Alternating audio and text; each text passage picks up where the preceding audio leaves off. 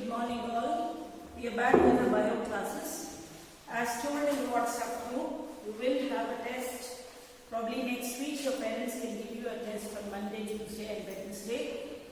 All the three subjects on 3 different days. The paper has to be collected on Saturday from my place and the test to be given to you in the surveillance of your parents, who will take care of you that you do not copy and you write properly. And then by Thursday or by Wednesday evening, the answer script has to be sent back to me or has to be brought back to me so that it can be evaluated. Please learn, there was a question in the WhatsApp group that I have not completed excavation. Until and unless I complete excavation, I will not give you the test. I will complete the entire chapter of life process. We are already done with light. We are already done with chemical reactions and equations. So your basic syllabus for the test is first chapter of chemistry, chemical reactions and equations, first chapter of biology, that is life process, and the first chapter of physics, which is light. We have also done periodic table, for which the test will be kept later stage.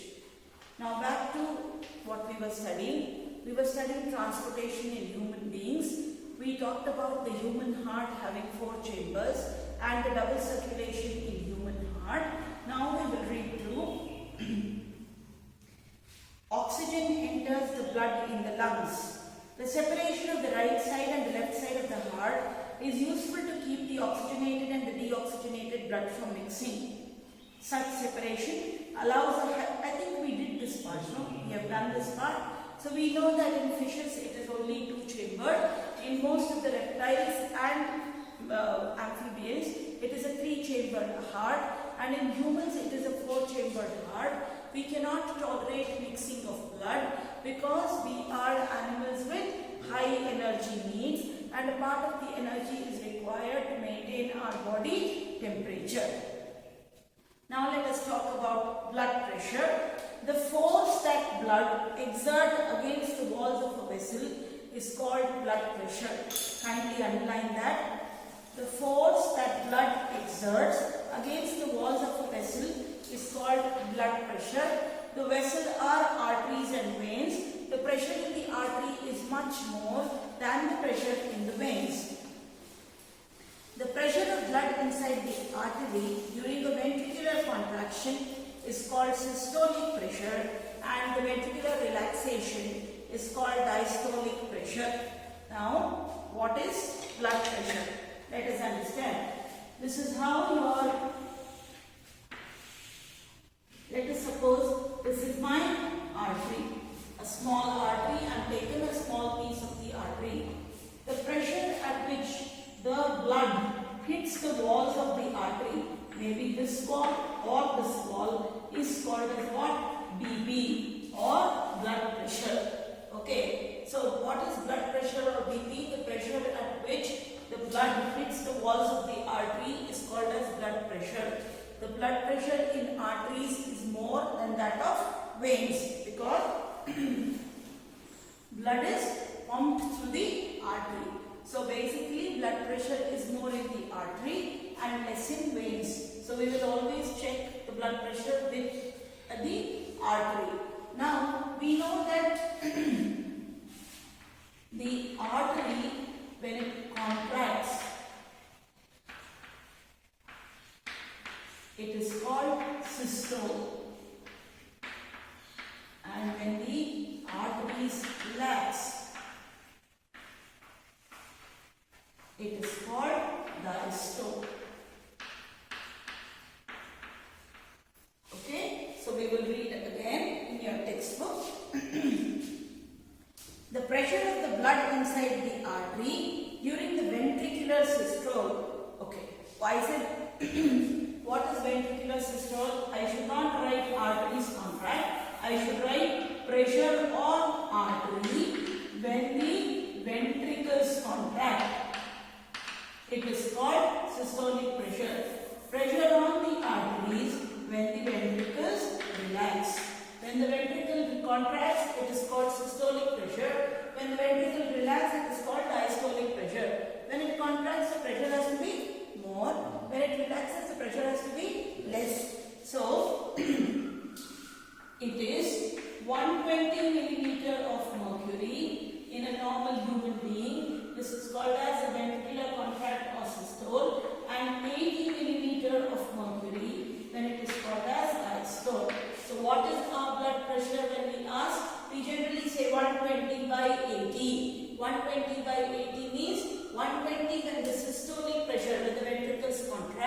and diastolic pressure means when it is relaxing. Clear? So what is blood pressure? Once again, the pressure at which the blood hits the walls of the arteries is called as blood pressure, or the pressure at which the blood hits the walls of any vessel, artery or vein, it is called as blood pressure. The pressure in the artery is more than that of the veins. The pressure in the artery when the ventricles contract is called systolic pressure. When it relaxes, it is called diastolic pressure. The ventricular contraction pressure or the systolic pressure is 120 millimeter of mercury, and the diastolic pressure is 80 millimeter of mercury. When you have hypertension, this becomes a little more and this also will increase. When this increases, not much to be worried. When the ventricles are relaxing and the pressure is very high, we say we have what? Hypertension. With which device we measured it? We measured it with a device which is called as sphygmomanometer. Okay, so we will read through it. The normal systolic pressure is about 120 millimeter of mercury and the diastolic pressure is 80 millimeter of mercury. Blood pressure is measured with an instrument sphygmomanometer. High blood pressure is called hypertension and is caused by the constriction of arterioles, which result in increased resistance to blood flow. It can lead to rupture of artery and internal bleeding. Please write a question here. Define blood pressure. Define blood pressure. So what will be our answer? The pressure with which the blood hits the walls of any vessel is called as blood pressure. The blood pressure in an artery when the ventricles contract is called systolic pressure, and when the ventricles relax it is called diastolic pressure. In a normal human being, the ventricle systole is 120 millimeter of mercury and the ventricle diastole is 80 millimeter of mercury. The blood pressure. Next question, Bharini. Name the instrument which measures blood pressure. Name the instrument which measures blood pressure. What is my instrument? Sphygmomanometer. SPHY.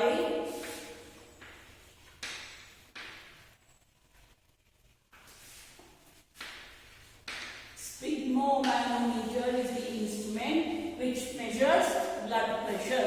So basically how it is measured, generally when you go to a doctor and you say that you have hypertension, which most of the elder people have, so what they will do, they will ask you to sit for some time so that your heart beating becomes normal, as you are going to check what? Ventricular pressure.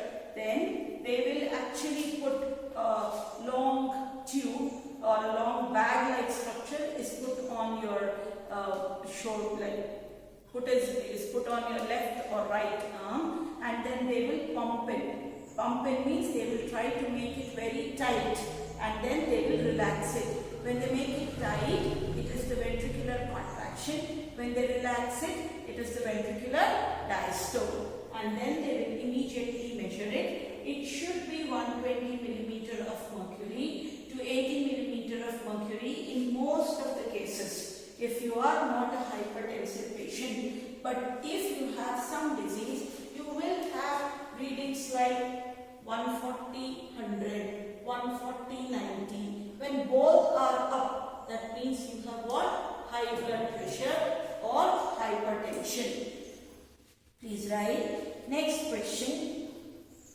What is high blood pressure called as and how it is caused? What is high blood pressure called as and how it is caused? High blood pressure is basically called as hypertension and is caused by the constriction of arterioles. Now let us understand what do we mean by arterioles or caused by the constriction of arterioles. I told you the largest artery is called what? Aorta. The largest artery is called aorta. From the aorta, there are many branches of the artery, many branches of aorta. These are called as what? Arteries. These arteries, when they reach the organ, they break down into smaller pieces or smaller tubes, and these are called as what? Arterioles. We studied this before also. We studied this when we were discussing about heart, that many venules join together to form a vein, and the vein then join together to form the largest vein, which is called as vena cava. Same way aorta, artery and arterioles. This wall of the arteriole, if the lumen is like this, if it becomes less, then what happens? Because of the constriction or narrowing of the walls of the arterioles, you get what? Hypertension. It can lead to the rupture of an artery and internal bleeding. ಇಲ್ಲಿ ತುಂಬಾ ಜಾಸ್ತಿ pressure ಆದರೆ ಈ pressure ಹಿಂದೆ ಹೊಡೆಯುತ್ತೆ and it will immediately result what? In the rupture of an artery. Okay? So hypertension is caused basically because of the reduction in size of these small thin arterioles. Okay? So constriction of the arterioles lead to hypertension with an increased resistance to blood flow. This will ultimately lead in the rupture of an artery, and when the artery ruptures, the entire body cavity is filled with blood, and it is called as what bleeding? Internal bleeding. So everything about blood pressure clear? So the pressure with which the blood hits the walls of the any vessel, artery or vein is called as blood pressure. The blood pressure is measured by an instrument called sphygmomanometer. It is generally 120 millimeter to 80 millimeter of mercury. The blood pressure in arteries is much more than that in the veins. We found that when the ventricular contracts, the pressure on the artery is called as the systolic pressure, and the ventricular relaxes, the pressure on the artery is called as diastolic pressure. Contraction is always more, so it is 120 millimeter of mercury, and relaxation is always less, or the diastolic pressure is less, and it is called as 80 millimeter of mercury. So everything about blood pressure clear. Constriction of arterioles with an increased resistance to blood flow is called hypertension. It may lead to the rupture of an artery and internal bleeding. Now we have to talk about the tubes or blood vessels. When we talk about tubes or blood vessels, we know that there are three types of tubes. We know that there are three types of blood vessels, or vessels used in transportation are of three types. First, arteries, second, veins, and third, capillaries.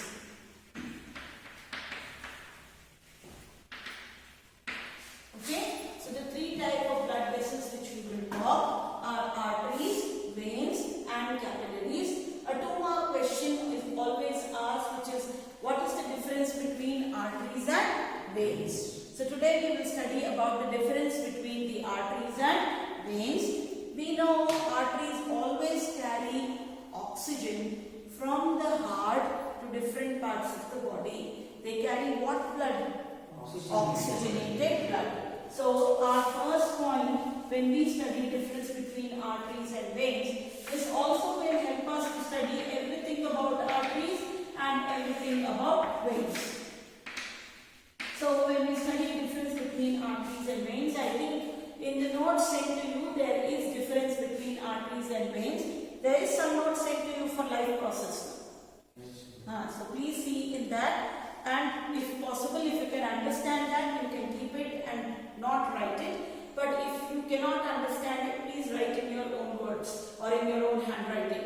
So the first thing you will write in arteries. Arteries carry oxygenated blood or oxygen from heart to different parts of the body.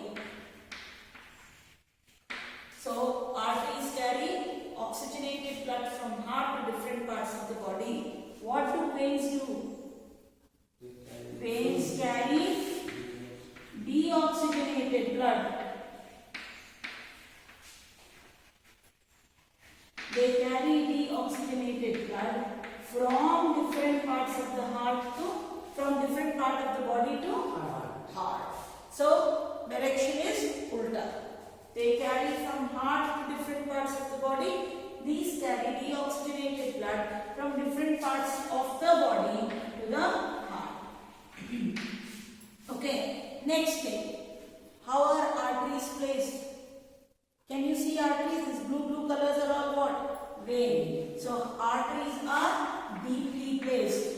You cannot see an artery. They are deeply placed. Veins, how are they placed? Superficially placed. Veins are superficially placed. Andre mele kuttirodella enu veins. You can see blue color veins here, but you cannot see arteries because arteries are deeply placed. We also study arteries have what walls? Thick walls. And veins have thin walls. Why do arteries have thick wall? Because they pump blood. Isn't it? From the aorta, arteries get the blood. So they get the blood in jerks. So arteries are what? Thick walled. Whereas veins are what? Thin walled. Then we will also study about the position of valves. In which do you think there will be, or okay, before that we will talk about the opening of the artery. The opening of any vessel, artery or vein is called as lumen. Lumen of the artery and the opening of the artery. So arteries have a small lumen and veins have large lumen. So these points clear. Arteries carry oxygenated blood from heart to different parts of the body. Veins actually take down deoxygenated blood from different parts of the body to heart. They are deeply placed or placed inside. They are superficially placed. Arteries have thick walls. Veins have thin walls. Arteries have a very narrow opening or a narrow lumen. Veins always have what? A very large opening. Then you will find when we talk about valves, arteries have no valves, whereas veins have valves. Why do we have valves? So that the blood flow behind is prevented and the blood only flows in one single direction. So all these points clear. Now we also say that in arteries the blood always flows in jerks. Whereas in veins the blood flows uniformly because veins collect the blood from different parts of the heart. Whereas the heart pumps the blood in the largest artery called aorta with jerks. So always you will find that the blood flows with jerks and under great pressure in the arteries. Arteries become empty after the death of the organism. All artery carries oxygenated blood except pulmonary artery. Veins contain blood even after the death of the organism. All veins carry deoxygenated blood except which vein? Pulmonary vein. So this is the difference between arteries and vein posted in your notes. So kindly go through it and learn the difference between arteries and vein. Generally these are the most important points which we have written on the board. So they carry oxygen from heart to different parts of the body. They carry deoxygenated blood from different part of the body to heart. They are deeply placed. They are superficially placed. They have thick walls. They have thin walls. They have a small opening. They have a large opening. They do not have valves to prevent any backflow of blood. They have valves to prevent the backflow of blood. In arteries, the blood flows with jerks. In veins, it does not flow with jerk. The moment you die, arteries will not have any blood because our heart stops pumping. We already have the leftover blood in our body. So even after our death, veins will still carry some amount of blood. Okay, we find that all the arteries carry oxygenated blood except pulmonary artery. All veins carry deoxygenated blood except pulmonary vein. So let us read through arteries, difference between arteries and veins. Please write there a question. What is the difference between arteries and veins? What is the difference between arteries and veins?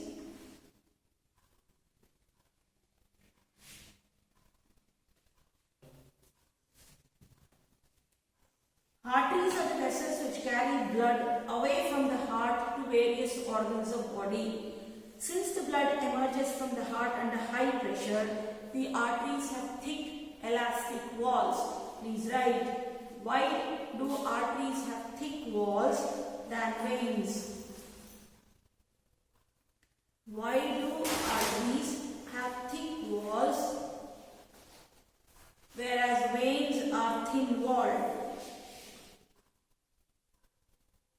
Please underline.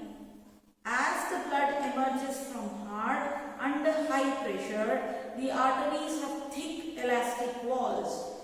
Veins collect the blood from different organs and bring it back to heart. They do not need thick walls.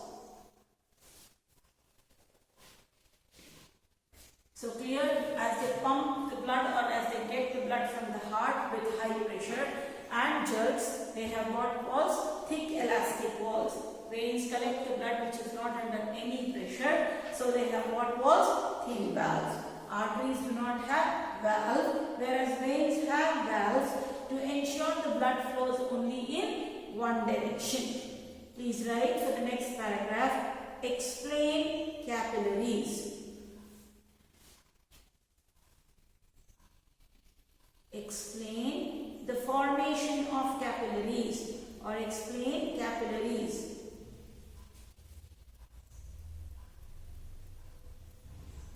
Okay, so what are capillaries? Let us understand today. So in any organ or whenever we have a body with arteries and veins, you will find that, let us talk about renal artery. This renal artery goes to what? Goes to kidney. Okay, so this is called as what? Renal artery. This is from the main aorta. This is the aorta, small branch which is called renal artery, and this goes to what? Kidney.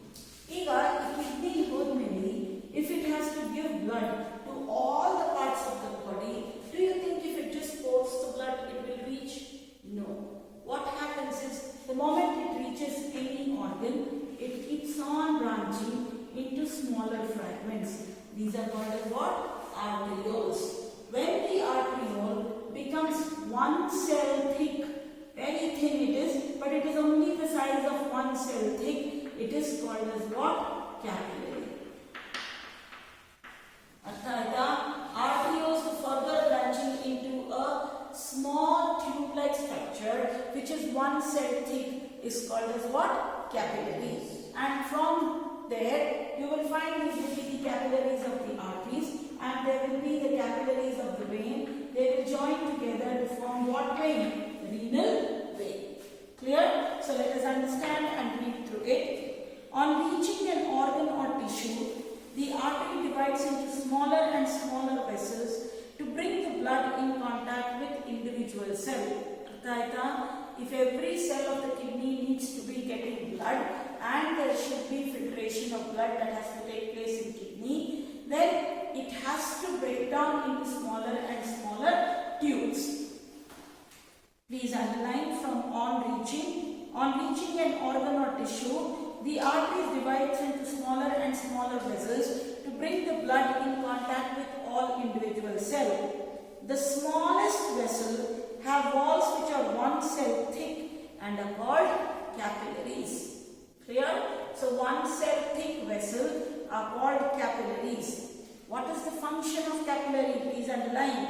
Exchange of material between the blood and the surrounding takes place through this thin wall. The capillaries then join together to form veins. that convey the blood away from the organ or tissue. So difference between arteries and veins clear.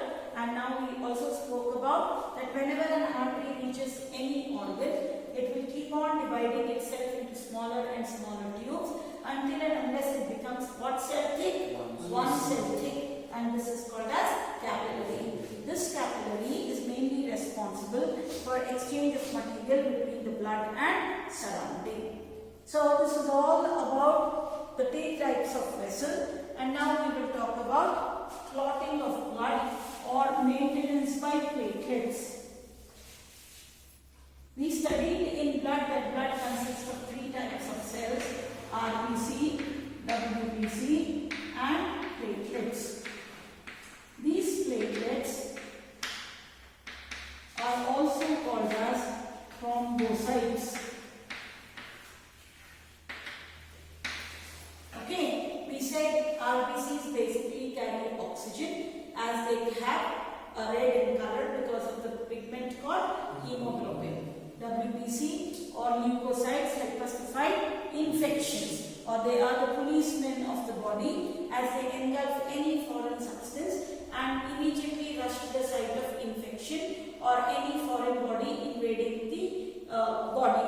Now we will talk about platelets or thrombocytes. Okay, platelets and thrombocytes help in clotting of blood. So the protein which is responsible for clotting of blood is called as fibrinogen.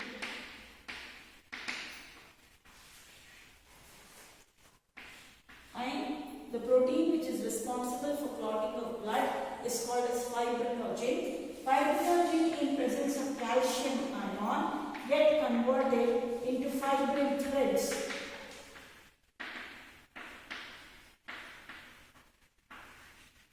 And helps to prevent the clot. So what do we understand by this is, see, whenever there is a cut or whenever you are bleeding from a particular place, what happens is immediately a protein which is actually in the form of inactive fibrinogen, okay, or I should say a protein is synthesized in our body which is called as what? Fibrinogen. This fibrinogen, in the presence of calcium ions present in the blood, forms a network. Fibrin thread network. And this fibrin thread network will trap the RBC, WBC or the blood from flowing. You would always see this when you are fallen somewhere. One brown color thing comes which dries and later you pull. Scab in English.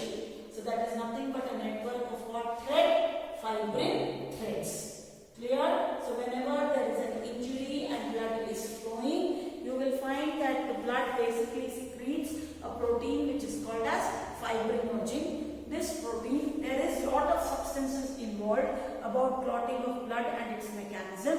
I am not going into detail because even this much is not there in your textbook. We should talk about thrombin, prothrombin and all that. I am not teaching you all that because it is not there in the textbook and nothing will be asked outside the textbook. So what we are telling, there will be secretion of a protein called fibrinogen. This fibrinogen in presence of calcium ions forms fibrin threads, and these fibrin threads form a network to entangle the RBC, WBC, and then finally will form a clot and it will stop the blood from flowing. Let us read through our maintenance by platelets. What happens if this system of tube develops a leak?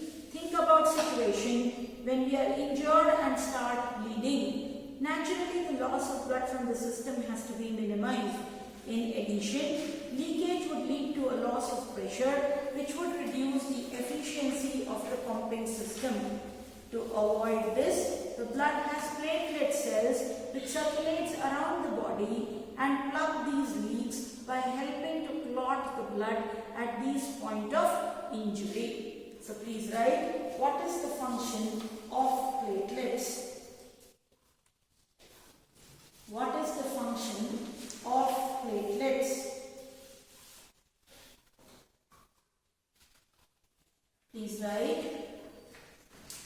Platelet helps in clotting of blood.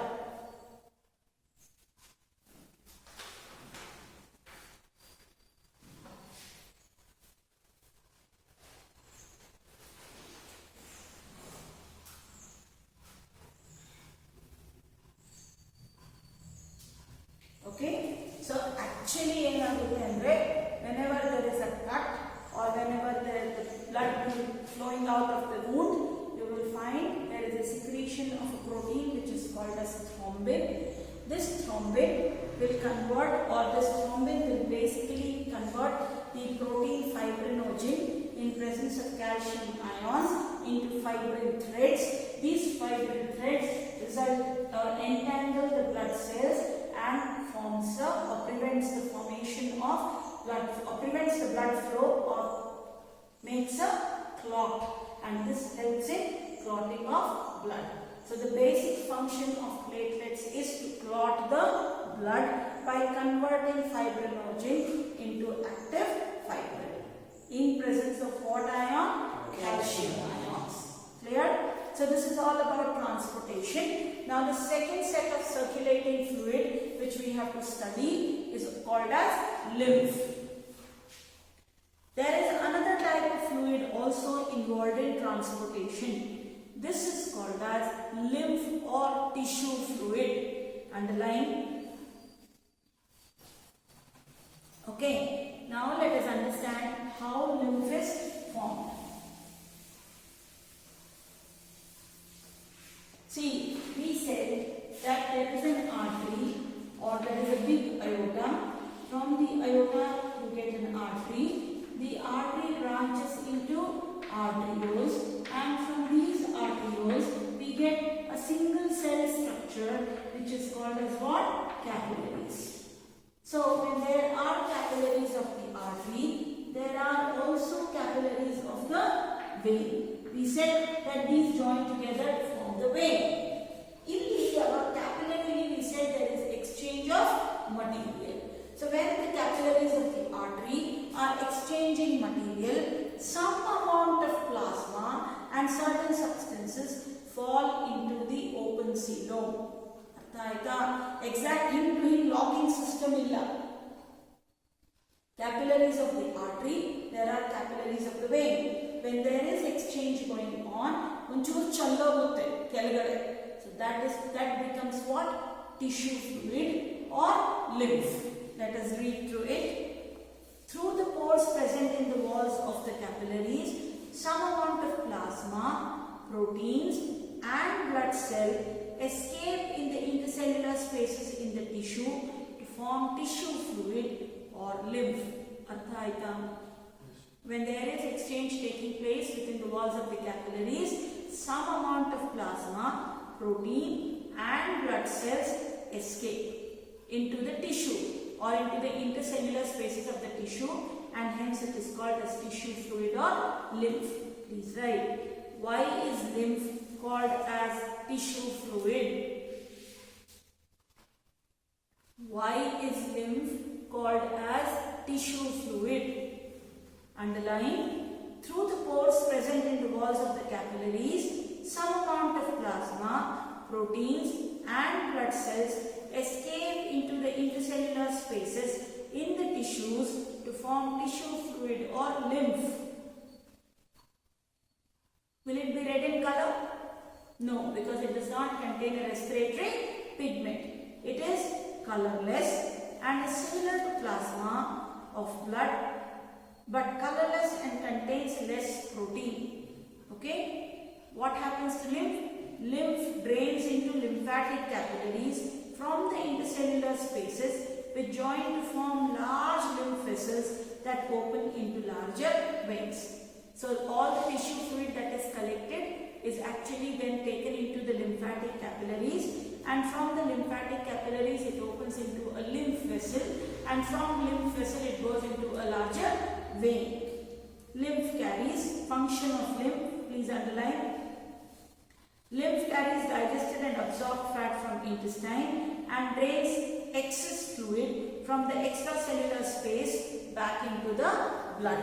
Whatever is taken out of the blood, it pushes it back into the blood.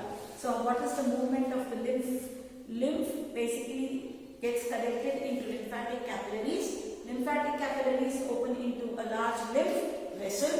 From the lymph vessel, it goes and falls into a large vein. Function: to carry digested fat from the intestine and also to drain the excess fluid back into the blood. So this is all about transportation in human beings. Please study the structure of heart and post the structure of heart, which is figure 6.10 and 6.11 in WhatsApp. Now, tomorrow onwards, we will study transportation in plants. Thank you.